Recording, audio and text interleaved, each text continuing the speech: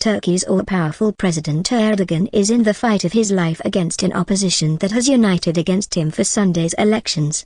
His main rival Kemal Kilicdaroglu appeared before a throng of supporters on Friday, flanked by allies from across the political spectrum who have come together as never before.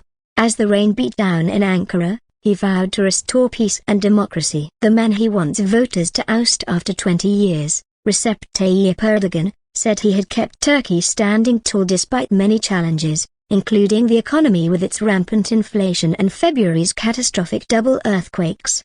Both have dominated this febrile campaign for both the presidency and parliament. At 74, the opposition leader is often described as soft-spoken, but he gave a powerful speech to an audience that believes this is their best hope so far of reclaiming power from a president who has taken it away from parliament and increased his own dramatically. Mr. Kilicdaroglu is slightly ahead in the opinion polls, and his supporters have dared to dream he might win the vote outright on Sunday, with more than 50% of the vote, rather than face a runoff 2 weeks later.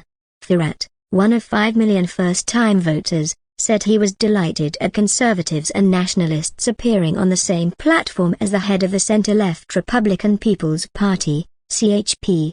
Here was nationalist Meral Akşener, the only female leader in the six-strong alliance, and there was Kemal Kilicdaroglu, who fronts the pro-Islamist Felicity Party.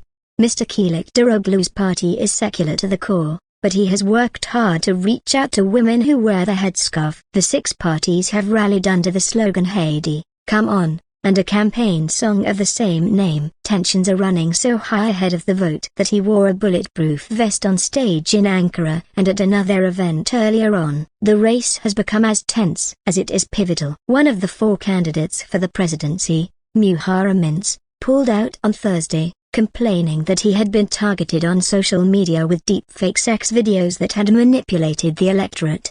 When the main opposition challenger blamed Russia, the Kremlin denied having anything to do with the videos or seeking to interfere in the vote.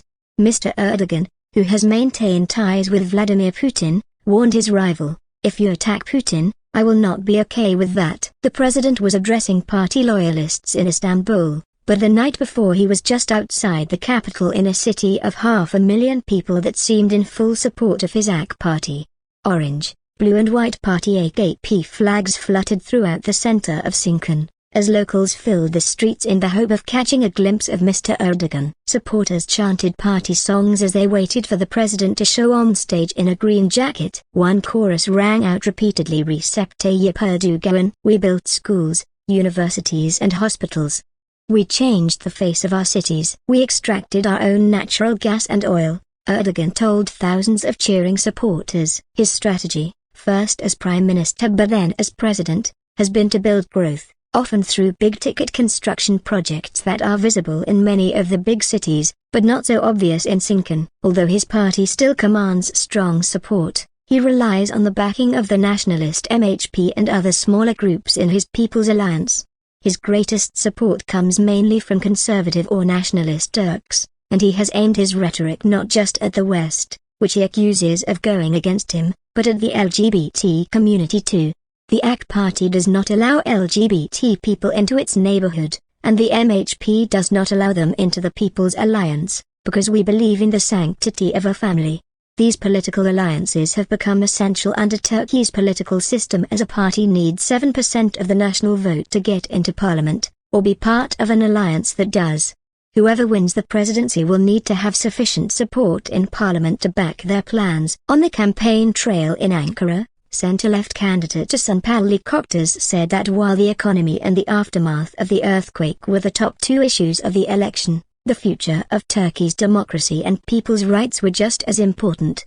When we tweet, we don't want to be frightened, and that's the case especially for young people, she said. But, AK party candidate Zahrana Adema, 25, believes young voters are very well treated by the government. You can see young people at every level in our party. More than 64 million people are expected to vote at home and abroad on Sunday. To win outright, a candidate will have to secure more than half the vote. If no candidate gets at least 50% plus one vote in the first round, the presidential election will go to a second round on the 28th of May between the two who received the most votes.